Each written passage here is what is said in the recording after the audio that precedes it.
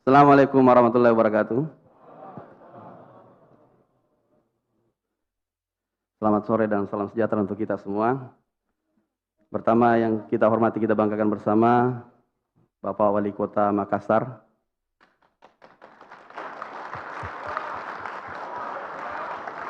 Adami. Kakanda kita, Kanda Dani Pomanto. Ya, saya selalu panggil kakak. Kemudian yang kita hormati, kita banggakan bersama Ketua Dewan Pimpinan Nasional Pengembangan Teritori Partai Gelora, Bapak Ahmad Padaris, kemudian Bapak Bupati, dan juga Ketua Pimpinan Wilayah, Bupati Kalar, Bapak Samsari kita, kemudian yang kita cintai bersama, Ibu Wakil Wali Kota Makassar. Ini the only one, perempuan Wakil Wali Kota ya. Mudah-mudahan insya Allah spesial. Kemudian yang kita hormati bersama Kakanda Budana, ini juga senior saya, jadi saya agak susah ini berdiri di depan ini. Kemudian yang kita hormati juga ada di sini Kakanda Irwan juga, senior saya juga. Saya susah bicara di depan. Berbicara di depan 3 senior ini berat ini. Luar biasa. Kemudian seluruh pengurus DPD, DPC, dan para kader dan simpatisan dan seluruh juga insan pers dan hadirin sekalian yang saya cintai dan banggakan. Innal hamdalillah nahmadu wa nasta'inu wa nastaghfiru wa na'udzu billahi min syururi anfusina wa min sayyiati a'malina may yahdihillahu fala mudilla lahu wa may yudlil fala hadiya lahu. Asyhadu an la ilaha illallah wahdahu la syarika lahu, asyhadu anna Muhammadan abduhu wa rasuluh. La nabiyya ba'da ma ba'd. Pertama-tama puji syukur kehadirat Allah Subhanahu wa taala atas segala nikmat kesehatan, nikmat kesempatan yang diberikan kepada kita semuanya. Alhamdulillah, nikmat kesehatan di tengah pandemi adalah suatu kenikmatan yang sungguh luar biasa bagi kita semuanya. Banyak orang sehat tetapi tidak memiliki kesempatan. Makanya kesempatan juga adalah suatu kenikmatan bagi kita semuanya. Banyak juga orang memiliki kesempatan tapi tidak memiliki kesehatan. Dua kenikmatan yang sungguh luar biasa bagi kita dan dipertemukan di hari ini. Amin. Kemudian salawat dan salam atas junjungan Nabiullah Muhammad SAW. Insyaallah mudah-mudahan kita senantiasa diberikan kekuatan untuk terus berjalan di atas tuntunannya. Amin. Partai Gelora ini terlalu dekat rasanya. Saya selalu diidentikan juga dengan partai-partai PKS, partai PAN, partai apa dan sebagainya. Dan terakhir adalah kayaknya Wagub Gelora karena tebakannya selalu meleset.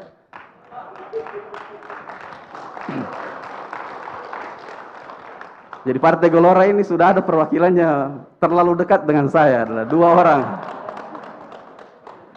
Satunya adalah staf sus di bidang kreativitas, kemudian satu adalah salah satu pendamping untuk memberikan masukan-masukan.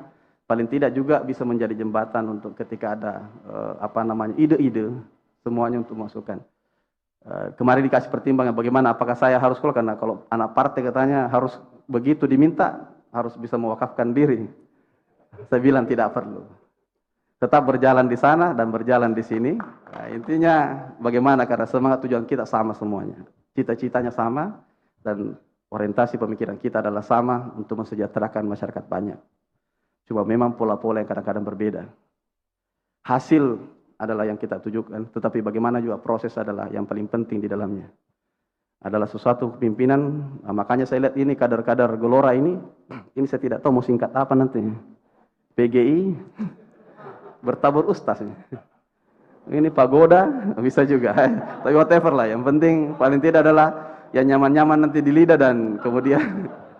Tapi saya yakin bahwa partai ini adalah partai yang menjadi rising star di Sulawesi Selatan bahkan Indonesia nanti. Kemudian yang perlu saya sampaikan semuanya bahwa kita mengajak semuanya termasuk Partai Gelora ini adalah melihat menatap ke depan. Kemarin waktu diundang dengan Perdana Menteri di Singapura, mewakili Indonesia bersama Emil Dardak.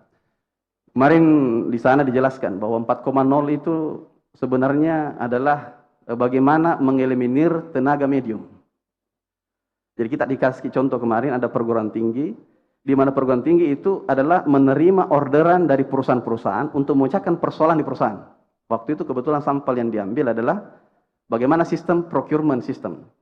Pembelian barang, manajemen warehouse, kemudian orang datang, Part-part yang dibutuhkan adalah under deal itu tinggal dicari dan langsung keluar outputnya. Dan sistem yang dibutuhkan, nah inilah yang dibangun oleh sebuah perguruan tinggi. Jadi perguruan tinggi datang untuk memecahkan masalah orang sekitarnya. Nah ini salah satu order. Dan apa yang terjadi di sana, dengan terciptanya sistem 4.0 ini, ternyata akan berdampak dengan ke depan mengeliminir medium skill. Jadi yang dibutuhkan nanti hanya skill yang untuk researchers dan orang-orang profesional, dan atau yang adalah non-skill. Yang diantaranya adalah semuanya teknologi yang akan mengatur. Jadi input ketika kita mengetik sesuatu, maka keluar. Tinggal ketik bakso. Nanti keluar sendiri terkirim di depan kita. Semuanya dikelola oleh sebuah teknologi. Ini 4.0 sasarannya adalah digitalisasi di mana mereka dikerjakan dan medium skill tinggal pilih. Medium skill mau ke atas atau mau ke bawah. Cuma dua pilihannya. Kalau kita setengah-setengah tidak akan terpakai. Ini sasarannya ke depan 4.0. Dia harus membuat sebuah sistem atau dia menjadi pelayan dari sebuah sistem untuk input, data entry dan sebagainya. Dengan begini, kemudian kita diberikan perhadapkan sesuatu hal, saya bilang Sulawesi Selatan memiliki karakter sendiri. Kenapa? Teknologi itu akan parsial di spasial di wilayah-wilayah kami karena tidak semua infrastruktur teknologi IT tidak masuk. Makanya pembangunan sebenarnya itu ada dua, infrastruktur fisik dan infrastruktur teknologi. Infrastruktur teknologi termasuk digital, kemudian termasuk adalah akses dan sebagainya. Ketika kita, makanya ada salah satu kabupaten itu membentuk bagaimana membangun infrastruktur digital. Jadi bukan lagi pembangunan fisik yang lebih kita kedepankan, kecuali adalah akses jalan dan jembatan dan sebagainya memang kita butuhkan untuk berpindah dari suatu tempat ke tempat yang lain. Tetapi itu akan nanti bagaimana masuk dalam sistem digital dan mereka akan di tempatnya. Terbuktilah beberapa di pertokoan di Jakarta sudah mulai tutup. Sebelum corona bahkan. Karena mereka sudah banyak Bukalapak dan sebagainya. Ini salah satu infrastruktur, pembangunan infrastruktur untuk mendukung sistem digitalisasi di mana pembangunan yang tidak kelihatan tetapi membutuhkan biaya dan sebesar. Apa yang kita lihat sama-sama ke depan bahwa kita sebagai Sulawesi Selatan memang harus memadukan antara teknologi digital dan teknologi yang infrastruktur digital dan kemudian infrastruktur secara fisik yang kita lihat ke depan. Karena kenapa? Kearifan lokal yang kita miliki. Yang kedua yang ke depan adalah kita lihat teknologi yang akan masuk adalah green economy. Green economy adalah bagaimana berpikir tentang sebuah perencanaan teknologi. Kalau dulu kan banyak teknologi yang masuk adalah nuklir. Bagaimana sistem pertambangan, bagaimana memanfaatkan sumber daya alam, yang kemudian tidak bisa didaur ulang, kemudian bisa habis. Gas dan sebagainya. Ke depan kita bagaimana adalah adaptif terhadap lingkungan dan mereka bisa sustainable, berkelanjutan. Green economy adalah semua sekolah pendidikan akan kita harus arahkan ke arah di mana dia harus substansinya terus berkelanjutan.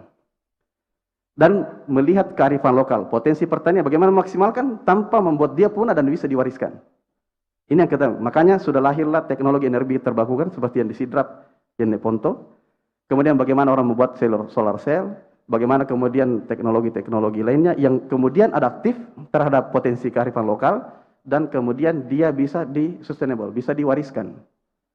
Nah, pendekatan-pendekatan inilah ke depan yang kemudian digitalisasi 4.0 akan bergabung dengan green economy, maka itu akan kemudian bertahan dan survive ke depannya. Ketika itu tidak, maka kita tidak akan mewariskan apa-apa kepada generasi kita ke depan. Kemudian yang perlu saya sampaikan juga bahwa kita tentu adalah partai adalah sebuah mesin daripada sebuah resources. Sebuah adalah kedepannya partai kita sebenarnya harapnya adalah menjadi panitia pencari kader. Panitia untuk mencari seorang leadership, seorang pemimpin. Dan inilah yang nanti akan menjadi mesin politik untuk melahirkan sebuah generasi yang difilter baik-baik untuk menjadi membangun negara ini. Karena partainya karena tidak ada. Independen mungkin ada, oke, that's fine, tetapi yang paling berperan adalah partai politik untuk melahirkan sebuah, maka mau tidak mau keadilan, adaptif, dan kemudian melihat potensi dari semua orang akan harus dipabrik dan diproses di dalam sebuah pengkaderan, kemudian bisa dimunculkan melalui mekanisme partai.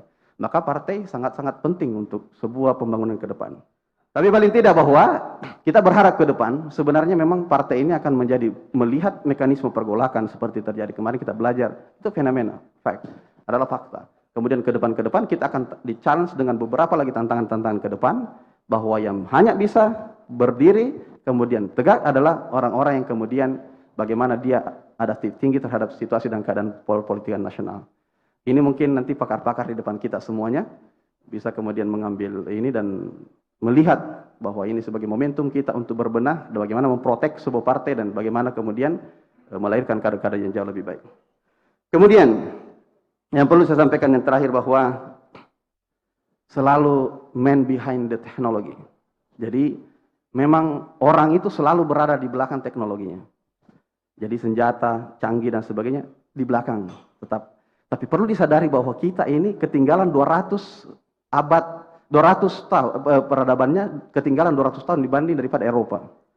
Kalau kita lihat klub-klub bola mereka itu 18 sekian Milan, 18 kira Real Madrid, Barcelona. Ini kita di sini saya pernah tanya, ada dulu bule, sejak kapan nonton di stadion besar itu? Dan dulu saya dikasih masuk di dalam jaket, kemudian saya nonton lewat jaket, saya tidak membayar dulu itu. Tiketnya satu bapak saya saja, tapi saya jalan ditutup jaketnya begini, saya di dalam. Terus dibuka dan nonton, dan sekarang umurnya dia sudah 70-an tahun. Terus peradaban ini, oh sorry, Bapak ketika menggunakan bambu runcing kami sudah menggunakan tank. Teknologi tank sudah kuat memang kami. Tetapi ingat bahwa karena kecepatan internet yang mengakses semua seluruh dunia, maka kita bisa mempercepat ketertinggalan itu. Tapi lagi-lagi, man behind the gun. Kita sudah buktikan bambu runcing bisa mengalahkan sebuah tank. Makanya ke depan bukan persoalan orang pintar yang kita cari karena sudah banyak. Bukan lagi orang cerdas yang kita cari, adalah sudah banyak. Bukan lagi orang yang bagaimana, tapi moral kepemimpinan. Moral kepemimpinan bagaimana pembentukan karakter, bahwa kecintaan paling kuat, tetapi tentu ketika dia adalah orang moral yang tinggi, tetapi cerdas dan pintar, itulah orang yang paling kita cari sebenarnya untuk ke depan. Dan doa saya di tempat ini adalah bahwa bagaimana ke depan kita mendoakan lahirlah generasi-generasi ke depan yang menjadi penerus dan kemudian dia bisa membangun negara ini jauh lebih baik, lebih amanah, dan paling tidak kita meletakkan, kalau kita tidak bisa selesaikan 1 sampai 10, paling tidak kita letakkan 1, 2, kita berdoa mudah-mudahan pemimpin-pemimpin berikutnya 3, 4 bisa diselesaikan. Itu saja mungkin dari saya, paling tidak adalah selamat datang di perpolitikan nasional, dan tentu kita memberikan pesan kepada selaku pemerintah Provinsi Sulawesi Selatan, beban yang tidak mudah dan kita bersinergi semuanya. Banyak pemikiran-pemikiran saya tentu yang bisa di-share kepada kami, karena saya sendiri adalah Sudirman, bukan Superman. Kami itu yang kita butuh adalah betul-betul pemikiran, masukan-masukan. Karena ternyata tidak ada one man show di dalam sebuah keberhasilan. Selalu adalah teamwork, adalah kerja tim. Saya sendiri selalu memanggil kadang-kadang asisten saya, minta tolong Tabe, Pak Asisten, bisa ajari saya tentang bagaimana RPJMD. Kemudian bagaimana tentang Renstra, bagaimana tentang Renja. Dia jelaskan saya di depannya orang, saya tidak pusing. Kenapa? Karena semua orang memiliki kelebihan dan memiliki kekurangan. Dan saya kasih tahu, tinggal saya pelajari saja.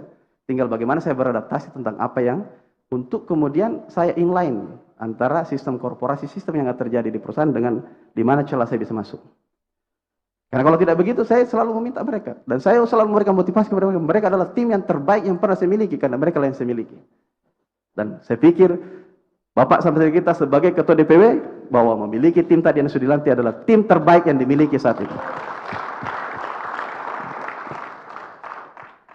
Selalu ada prinsip, there is no bad team, but the leader. Tidak pernah itu ada tim yang jelek. Yang jelek adalah pemimpinnya. Makanya jangan pernah masalahkan adalah tim, tetapi selalu keberhasilan juga begitu. Keberhasilan tidak pernah keberhasilan adalah seorang pimpin saja, tapi adalah tim, kerja tim. Mungkin itu dari saya, mudah-mudahan dengan begini kami cuma memberikan sharing sebenarnya. Apa yang saya sampaikan juga adalah kebenaran datangnya dari yang di atas dan semua kesalahan datangnya dari pribadi saya sendiri. Demikian saya membuka acara Rakorwil Partai Gelora Indonesia dengan ucapan Bismillahirrahmanirrahim. Dimohon PLT Gubernur untuk tetap di tempat. Dilanjutkan dengan pemukulan gong. Dimohon berkenan mendampingi Ketua DPN Bangker 5, Wali Kota Makassar, Wakil Wali Kota Makassar, dan Ketua DPW Partai Gelora.